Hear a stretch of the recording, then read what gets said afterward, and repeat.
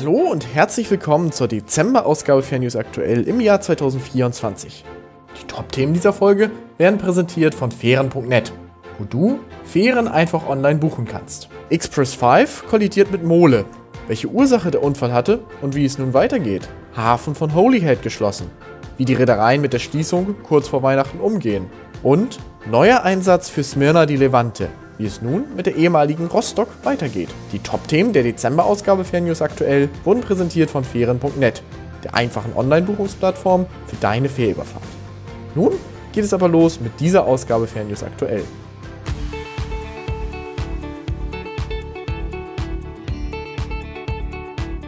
Scandlines arbeitet weiter an seiner Nachhaltigkeitsstrategie. Die dänische Reederei Scandlines und Caterpillar Motoren haben eine Absichtserklärung unterzeichnet, um den Einsatz von Methanol auf Fähren mit MAK-Antrieb zu untersuchen. Beide Unternehmen wollen Informationen über Methanollösungen zur Reduzierung der CO2-Emissionen im Fährbetrieb austauschen. Die unterzeichnete Absichtserklärung umfasst die Projektplanung für die Umrüstung der beiden Hybridfähren Berlin und Kopenhagen mit M32C-Antrieb von Diesel auf Methanol-Dual-Fuel-Anwendungen. Caterpillar betrachtet grünes Methanol, das aus erneuerbaren Quellen hergestellt wird, als eine vielversprechende Alternative zu herkömmlichen Kraftstoffen. Die beiden Fährschiffe Berlin und Kopenhagen verkehren seit 2016 auf der Route zwischen Rostock und Gesa. Sie sind seit 2020 bzw. 2022 jeweils mit einem Rotorsegel ausgestattet und nutzen damit die Kraft des Windes. Wenn du mehr über Rotorsegel erfahren möchtest, kannst du dir gerne unsere Ausgabe Fährnews Zukunft hierzu ansehen. Den Link dazu findest du in der Videobeschreibung oder oben rechts in der Infokarte.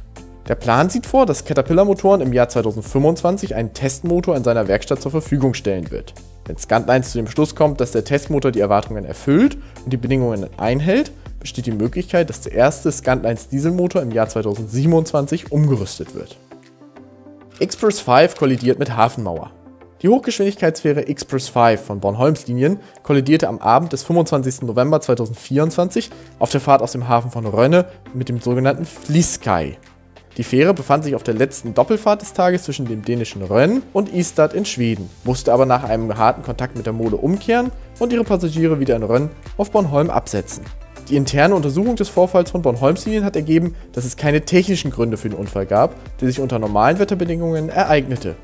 Daher ist der Vorfall als menschlicher Manövrierfehler einzustufen. Dies ist auch der Hauptinhalt des Berichts über den Vorfall, den der Sicherheitsbeauftragte von Molslinien, der Muttergesellschaft von Bornholmslinien, der dänischen Schifffahrtsbehörde vorgelegt hat. Die Express 5 musste zur Reparatur auf die Fahrjad-Werft in Munkebo. In der Zwischenzeit vom 30.11. bis zum 16.12.2024 hat die Express 1 die Verantwortung als Hauptfähre auf der Strecke übernommen. Seit dem 17.12. verkehrt die Express 5 wieder wie gewohnt. Hafen von Holyhead nach Sturmschäden geschlossen. Im Hafen von Holyhead kam es während des Sturms Derek am 6. und 7. Dezember 2024 zu erheblichen Schäden. Ursprünglich sollten die Terminals 3 und 5 am 20. Dezember wieder eröffnet werden, bleiben nun aber aus Sicherheitsgründen bis mindestens zum 15. Januar 2025 geschlossen.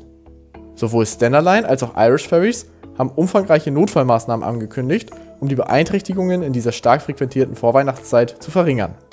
Stena Line hat die Ben My Shree der Isle of Man Steam Packet geschartert, um die Frachtroute Dublin-Hazem seit dem 17. Dezember zu bedienen, wodurch die Frachtkapazität um 850 Lademeter erhöht wird. Außerdem gibt es zusätzliche Abfahrten auf der Verbindung Dublin-Birkenhead mit der Stena Estrid für Autoreisende mit bestehenden Buchungen. Stena Line setzt außerdem die Stena Adventurer auf der Strecke Dublin-Fishguard ein. Des Weiteren hat Stena Line eine 12-Stunden-Regel für Trailer und unbegleitete Fahrzeuge eingeführt. Die Buchungen für Überfahrten dieser Fahrzeuge müssen 12 Stunden vor der geplanten Abfahrt erfolgen, andernfalls können diese nicht transportiert werden.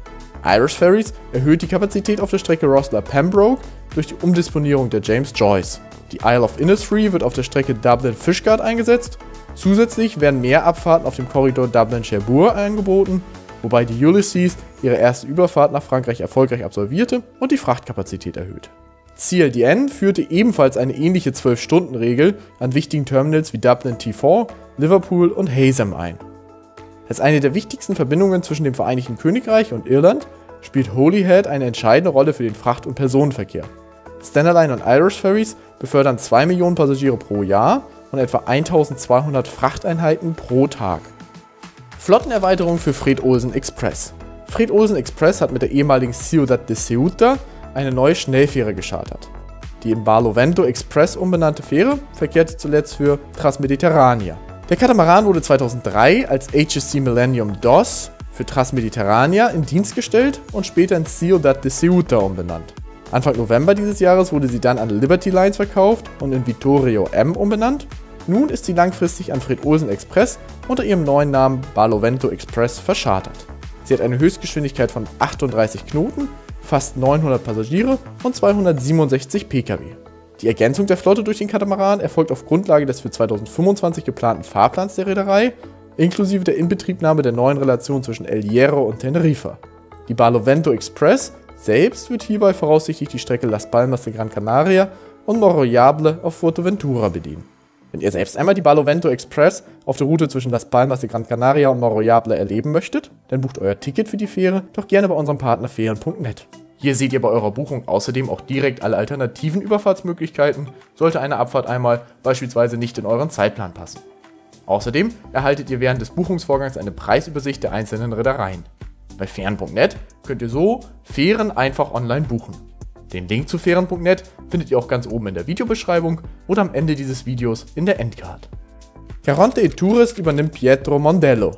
Caronte e Tourist hat mit der Pietro Mondello ihre neue 134 Meter lange Doppelendfähre für die Meerenge von Messina übernommen. Dort wird das Schiff auf der Verbindung zwischen Messina und Villa San Giovanni, also im italienischen Festland und der Insel Sizilien, eingesetzt. Gebaut wurde die Fähre für die italienische Reederei Caronte e Tourist von der türkischen Cefin Shipyard.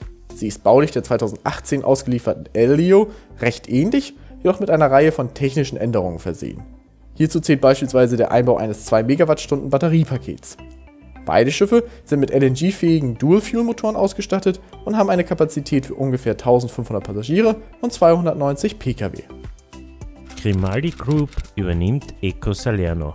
Die Grimaldi-Gruppe hat mit der Eco Salerno das 13. Schiff der Grimaldi Green 5 Generation, kurz GG5G-Serie übernommen. Die GG5G-Schiffe haben eine Ladekapazität von 7800 Lademetern für Fracht, was 500 Aufliegern und 180 Autos entspricht. Grimaldi verdoppelt so die Kapazität gegenüber den alten eingesetzten Schiffen. Die GG5G-Schiffe können den CO2-Ausstoß somit pro transportierter Cargo-Einheit im Gegensatz zu ihren Vorgängern halbieren. Im Hafen wird der CO2-Ausstoß auf 0 reduziert. Ermöglicht wird dies durch eine große Lithium-Batterie, die während der Fahrt dank Wellengeneratoren und 350 Quadratmeter an Bord installierter Photovoltaikpaneele wieder aufgeladen werden kann. Wie wir bereits in einer der vorherigen Ausgaben berichtet haben, ist diese Schiffsklasse eine der wenigen, die Lithium-Batterien auch in italienischen Häfen einsetzen dürfen. Der italienische Staat hat anderen Schiffen aufgrund fehlender Gesetze die Nutzung der großen Lithium-Batterien untersagt. Fast Ferries kauft Flotte der Zante Ferries. Am 6. Dezember 2024 wurde nach intensiven Verhandlungen der Kauf der Zante Ferries Schiffe durch Fast Ferries bekannt gegeben. Die ehemalige Flotte von Zante Ferries umfasst zum einen die im Jahr 1990 in Japan gebaute Dionysos Solomos. Sie hat eine Länge von 115,63 Metern und eine Breite von 21 Metern, erreicht eine Höchstgeschwindigkeit von 19 Knoten und bietet Platz für 1050 Passagiere und auf 650 Lademetern Platz für Fracht. Das zweite Schiff ist die 1987 in Japan vom Stapel gelaufene Adamantios Corais, die mit 18,6 Knoten langsamere und mit einer Länge von 100 Meter und einer Breite von 17 Meter kleinere Flottenkollegin bietet Platz für 390 Passagiere. Zum Abschluss beleuchten wir noch kurz die 33-jährige Geschichte der Zante Ferries. Die Reederei wurde 1991 auf Zakynthos gegründet und war zunächst im Ionischen Meer tätig. Im Jahr 2008 wurde die Adamantios Corais in die Ägäis verlegt und bediente die Routen in der Zentralägäis. Später konzentrierte man sich auf die westlichen Kykladen. Im Jahr 2017 wurde Dionysos Solomos auf die Routen der westlichen Kykladen verlegt. Dadurch hat das Unternehmen die Tätigkeit im Ionischen Meer endgültig aufgegeben. Dieses Jahr im Herbst wurde der Betrieb in der griechischen Küstenschifffahrt endgültig eingestellt. Levante Ferries expandiert mit Smyrna di Levante. Am 3. Dezember lief die Smyrna di Levante von Levante Ferries erstmals im Hafen von Zakynthos ein. Sie ist die größte Fähre, die jemals den Hafen ansteuerte. Ab nächsten Sommer wird die Smyrna di Levante die Relation Kyllini-Zakynthos-Poros auf Kefalonia bedienen. Mit dieser Entscheidung expandiert Levante Ferries kräftig und verbessert die Verkehrsanbindung der Region. Levante Ferries möchte Zakynthos zu einem noch attraktiveren Ziel für Mittelmeerreisende machen. Die Smyrna di Levante ist eines der 6 Schiffe der Levante Ferries. Sie hat eine Länge von fast 160 Metern, eine Breite von knapp 22 Metern, bietet Platz für 948 Passagiere sowie auf 1000 Meter Ladefläche für Fracht. Sie wurde 1977 in Norwegen gebaut und hat eine Höchstgeschwindigkeit von 20,5 Knoten. Wenn ihr mehr über die Smyrna di Levante und ihre Geschichte erfahren möchtet, dann schaut euch gerne unsere Ausgabe Fährnews Spotlight an. Ihr findet den Link sowohl in der Videobeschreibung als auch in der Infokarte. Somit geht auch das Fährjahr 2024 nun zu Ende. Wir bedanken uns ganz herzlich bei allen, die regelmäßig bei Fährnews vorbeischauen und wünschen euch einen guten Rutsch ins neue Jahr. Als kleines Dankeschön für eure Treue verlosen wir einen exklusiven Fährnews-Kalender für 2025 in den Kommentaren. Schreibt dazu einfach einen Kommentar mit eurer schönsten, interessantesten oder hilfreichsten Fährnews-Meldung aus dem vergangenen Jahr und schon seid ihr mit in der Verlosung. Das Gewinnspiel endet am 31.12.2024 um 19 Uhr. Alle Teilnahmebedingungen findet ihr auch noch einmal in der Videobeschreibung. Doch das soll es nun mit der Dezember-Ausgabe Fährnews aktuell in 2024 gewesen sein. Hat dir die Ausgabe gefallen? Dann lass gerne ein Like da. Wenn du sonst Anmerkungen oder Wünsche hast, schreib uns gerne einen Kommentar. Wir freuen uns auf dein Feedback.